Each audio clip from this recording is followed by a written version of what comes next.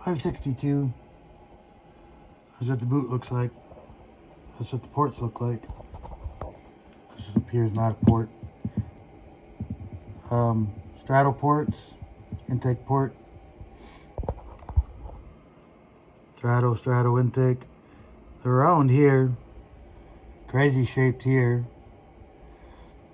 And I made this plate up a long time ago.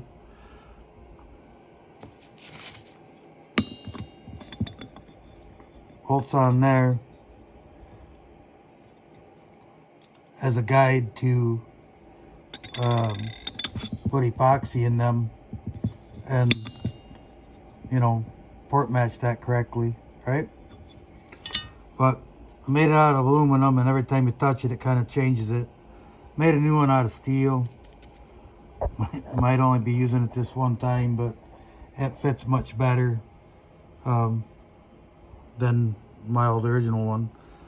So I'll be cleaning up these straddle ports, putting epoxy in them, putting that plate on it, cleaning them back up. So that's next.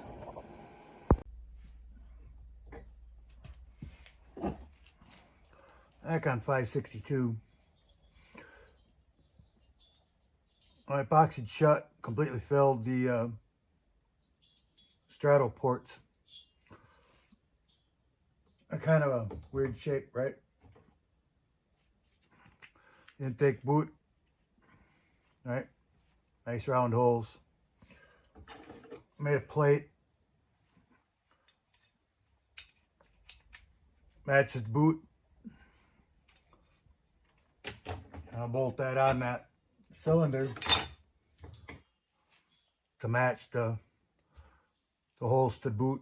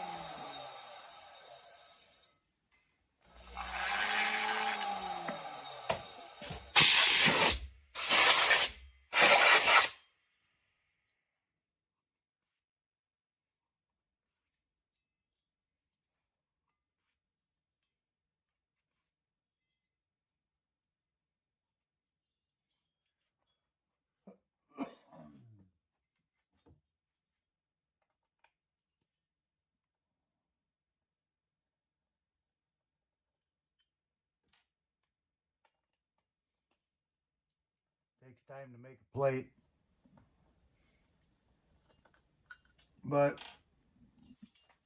once you have a plate, it's good for a while. You know, you do cut it away eventually after a while, but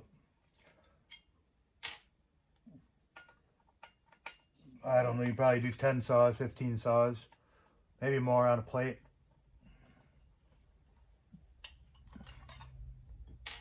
Depends on how careful you are, I guess.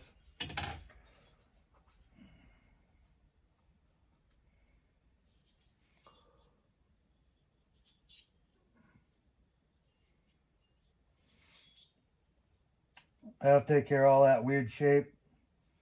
It ain't perfect. My epoxy ain't perfect, but how it needs to line up is pretty damn close.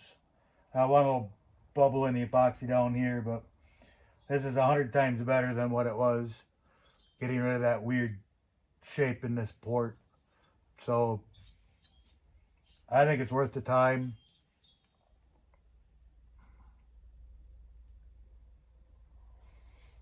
I don't have to do any more with it. Getting the air to flow through there better, you know, not going into from a small hole to a big hole to a small hole. That really screws up how the air flows.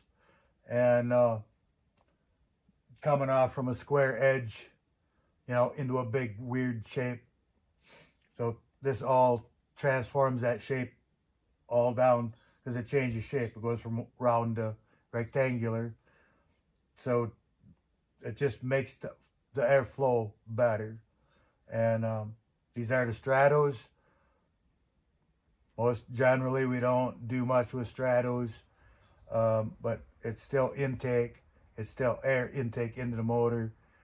And so we're trying to maximize the intake system. So why not let some more air in there? Makes a difference. You know, if it didn't, I won't continue to do it. I ported a whole cylinder up, ran it, pulled it apart, filled these, made a difference. Okay, good enough for me. I'll continue to do it. If it wouldn't have made a difference, I wouldn't continue to do it. So in my testing, it was worth doing it, so I've continued to do it. So I haven't cut the base yet. I cut the base, squish. Well, I'm going to do something a little different with this one. So cutting the base is next. I don't like the muffler design on these saws at all. It hinders me, and I can show you a little bit more about that, but we'll be moving on to cutting the base.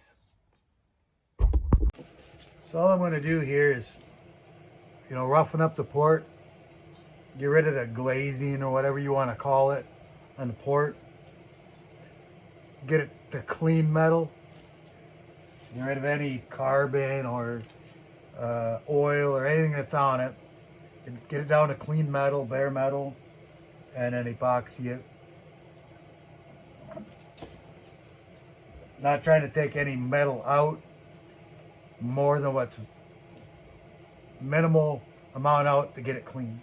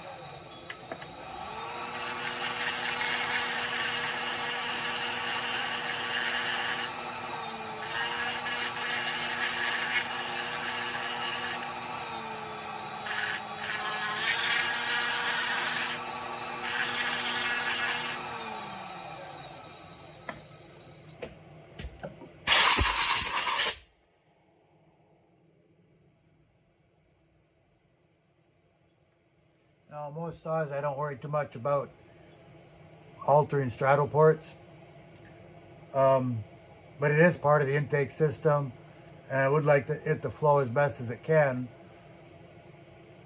You know, the piston interrupts the flow quite a bit, just in its shape, and it's not a nice smooth transition. Piston's moving as it's happening, but we can fix this, so why not fix it?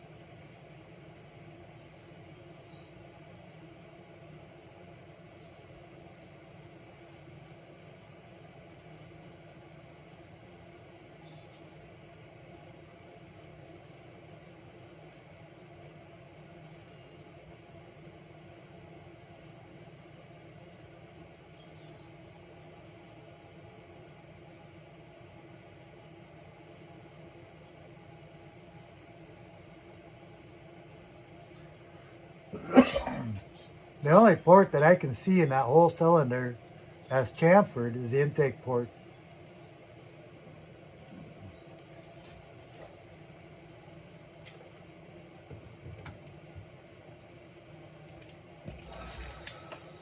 I don't plan on changing the timing on this, on these Stratos. They're sharp. So I'm going to chamfer them before I do the epoxy on them.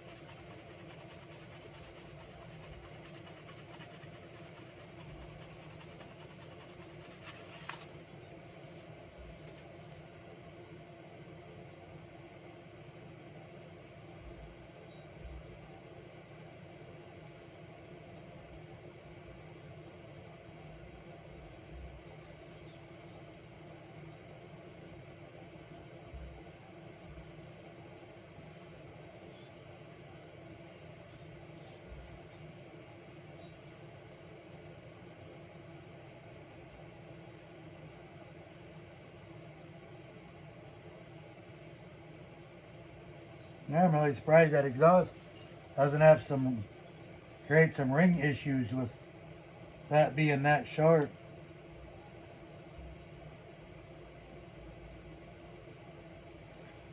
Alright, I'll put the epoxy in it. Here's a little better close-up picture of that, matching that port. This is when we got to start thinking about things. We're going to cut the base. We have interference problems right through here with this, right? We cut too much off the base, that's going to interfere. Base gasket is 30 thousandths thick. And without the gasket, it already interferes. So we know we're going to have to do some clearance stuff. The other thing that if you look at the angle of the cylinder base, how it's cocked back, and the angle of this muffler mount, these two are not square to one another. It's not square, okay? If it was square, it would be simple, but it's not. So the more you bring the cylinder down, the more it starts to kick the muffler out like this, right? Because it's not square. This is flatter, and as the cylinder comes down, right, cylinder comes down, muffler comes down, and it kicks the muffler out like this. So at the bottom of the muffler flange is open, top of the muffler flange is tight, okay? That's what's happening here, because this isn't square. You know, how hard would it be to build the thing square? So that's one problem that we have to think about. You know, if it was square, it would be nothing more than elongating these bolt holes a little bit, which is what everybody does. But like I said, when it comes down, it starts getting kicked like this.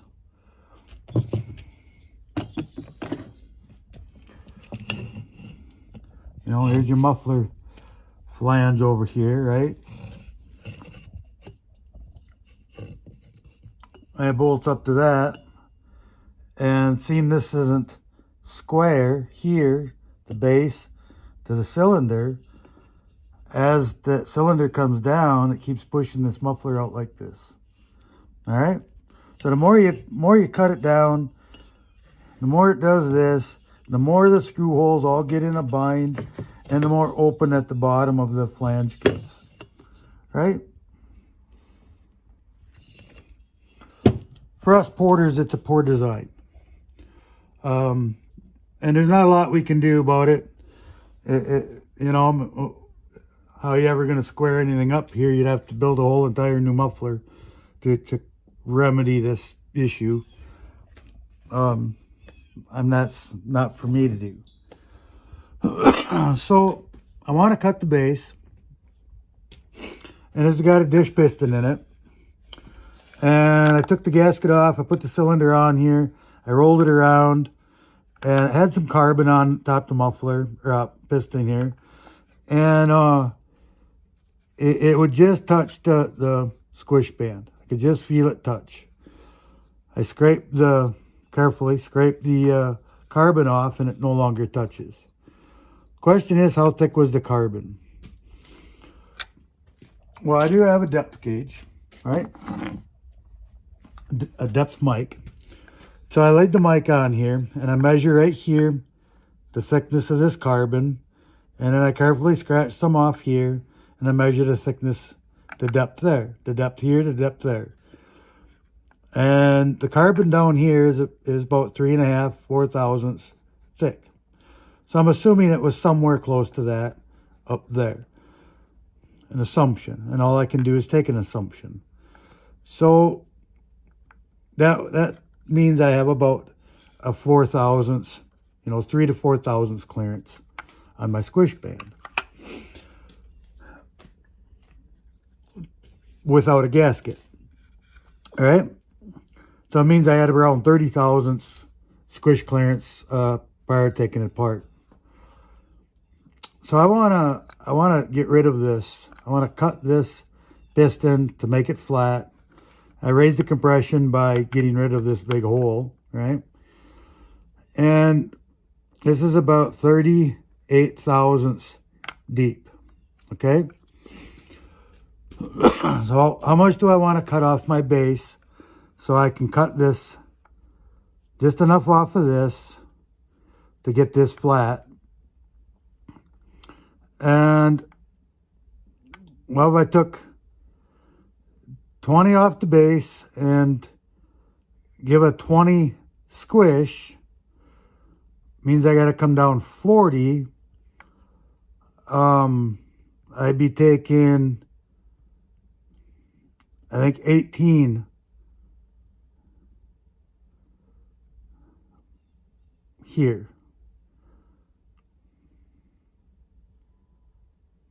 Instead of 20. And I think I'll hit my number. I'm looking to come down. I believe I have to drop. Well, I'm trying to drop 40, basically 38, right? So if I have a clearance there of 20, if I cut 20 off the base, then I have a 20 interference, and I could take 18 off of this, and I believe I would have 20 clearance. No? 28 to get 20 clearance. So that's what I'm trying to work with, and I don't want to drop it a whole lot. I just want to drop it enough. And this is where it starts making your head spin on math to get your clearances correct when you're trying to do it on both parts without cutting the squish band, which is what I'm trying to do. So got to do some math and figure out exactly what I'm doing here. But I believe that I need to cut 20 on the squish to get this 38 out of here. I should end up with 20 squish if I cut 20 off the base and clean this up. So anyways, that's what I'm working on. It's fun. But this is a point where you got to slow down and think, and make sure that you got your head screwed on correctly, and get things right. And measuring tools, they all have their place and all have their purpose. So we'll continue on. All right, set up, cut the base.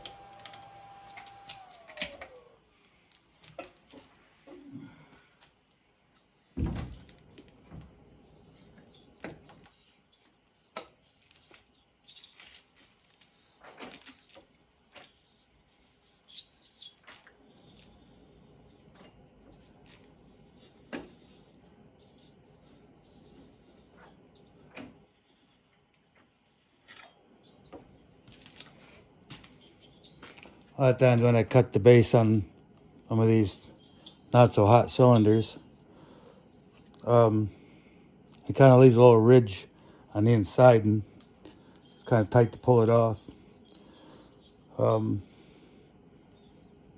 Good quality cylinders, it doesn't seem to be a problem, but I have the problem with all the Husky cylinders. I'm not saying they're not a good quality cylinder, but it's just something about them that causes that to do that.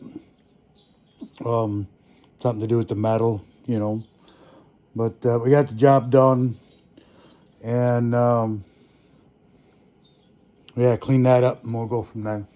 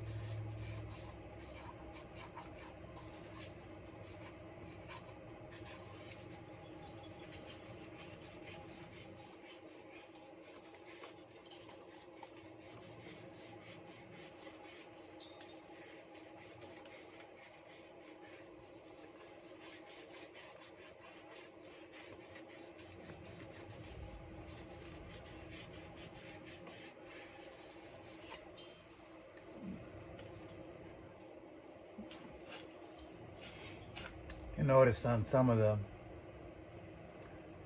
steel saws that I do a, you know, most all of the newer front load transfers, you know, I'm cutting a notch in them. You know, look familiar?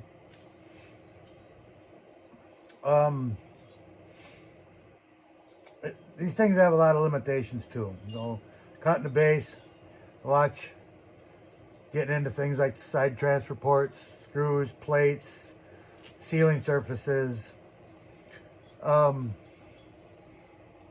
It's got a very thin web here. That's a sealing surface. And I don't know why they got it. Can't put a little meat on the bone there. It's pretty thin, you know. You're looking at, I don't know, 75 thousandths maybe or something. We can measure it and find out. But it's very thin. And there's not a lot of meat to this cylinder, no matter where you look up through here. It's, there ain't much meat in here. It's pretty thin, you know. The thickness here is no more than it is here. There's just not a lot there. You start going in here and doing some lower transfers, you have big holes, you know, voids that they put in, and they're doing it to reduce weight, but it doesn't give you much room to work either. So more limitations, right? Can't take too much more off of this base, or you won't have any base gasket sealing surface left. You know, you got to pay attention to all of these things when you're working on that stuff. You got them little tiny thin, you know, flanges up here too. You know, there's no real base to the cylinder. It's just kind of little corners. You know. I'd like to see a more substantial base, but I guess it works. Just working with what I got. That's, you know, about all I can do, and I got to work within the limitations that Husqvarna has put into them. It's done for lightweight, right? But I'd like to have a little more meat on them. But they've done a pretty good job of getting rid of as much bulky weight as they could, and but I think everybody knows that you know, removing as much weight as possible is going to sacrifice some strength somewhere. That's just part of the game, right? Well, I do some work here in the lowers on these. They got some kind of Sharpie corners. I want to round all them corners out. I can't do very much work at all about making anything larger, port-wise, tunnel-wise, because there just isn't enough material there to work with. Most everybody would take these side covers off to do the transfer ports. I probably will not. I probably will leave them on there. I will do my transfer ports like I do all my other ones, and they'll all be blended in there just the same. And there's not a lot that I can do to these transfers due to having space. These covers are pretty thin. Everything around them is pretty thin, and there's just not a lot of room there to make many changes. So we'll see how it all turns out. I cut 20 thousandths off this base. I cut 50 thousandths off of the flange. The reason the difference is because I've also removed the gasket, and the gasket was 30 thousandths. So now the flange and deck and everything, when it's bolted back on without a gasket, will be in its proper designed clearances. So I believe that if I've done my math right, that if I take 38 thousandths off from the top of the piston, I should end up with 20 thousandths clearance. I believe that's my number. I'm going to be a little bit conservative with that on my first cut on the piston to make sure that I am doing that my math is right. This isn't no time to make a mistake now. Um, if I've done my math wrong and I've got to do something completely different, I will if I have to, but I believe that I am correct. So, I guess that's the next step. I don't plan on cutting the squish band on this at all. If I have to skim just a tiny amount due to my cutting of everything here, then I can do that. But I doubt that I will. I think I'm just going to leave it alone. I might shove my sanding block up in there, give it a couple turns just to see if it's flat or tapered. And we'll go from there. But that's the idea. And then it's on to porting. So, alright, so right off the bat, we have fitment issues, interference problems. One of these screws right here, right down here, it's the crankcase, holds the cylinder up. Right here, this corner of this side plate is hitting the crankcase right there. That spot on both sides, this side touches as well. Right off the bat before we ever get started, right? So when they machine that case, you know, they kind of cut the corner there. And this corner is in the way. This corner's in the way. And right in this area where that screw hits it. Right in that area. So it's best to take the fitment issue and fix it on the case. I almost have to here anyway. And as long as I've got to plug all this stuff up, cover everything up, I might as well do all three spots right on the case. So that's next, and more fun stuff. But that screw hits the case, and these corners right here hit that case. Just because it's not machined out all the way. Yep, more fun stuff. All right. Take my dowel pins out, get them out of the way.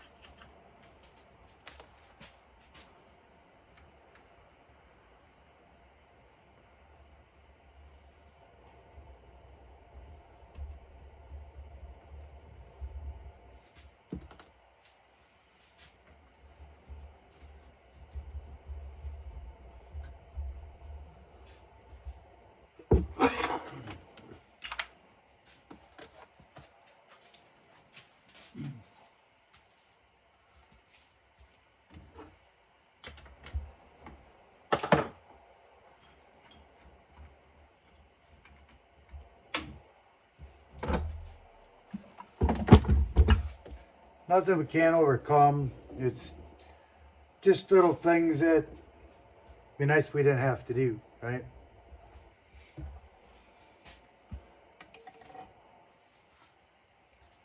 I had to move.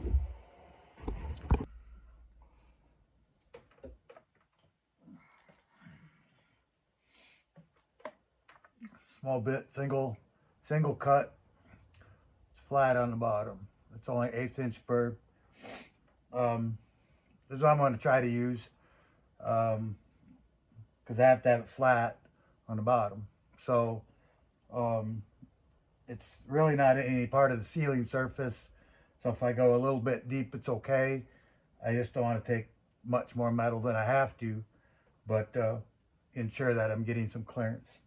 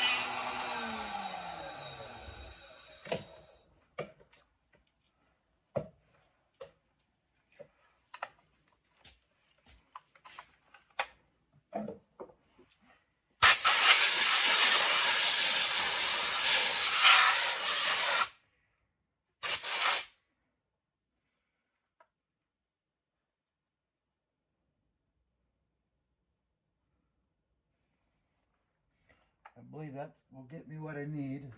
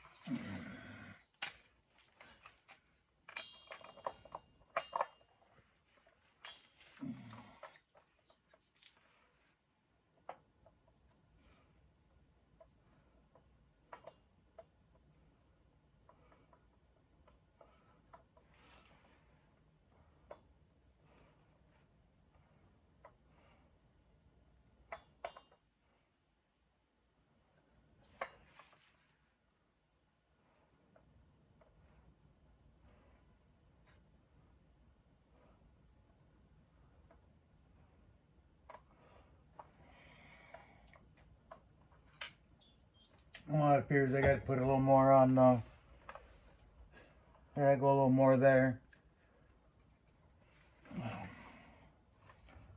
I'll have to tape it back up again. And give it a little bit more.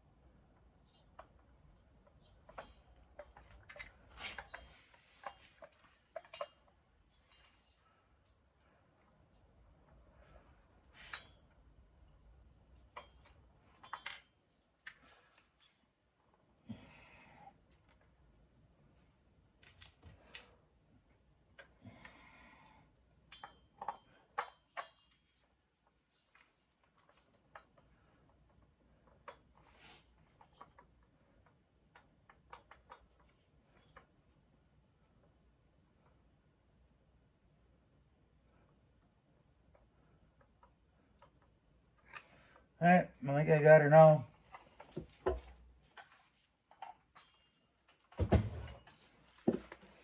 Now we can move on to some more fun.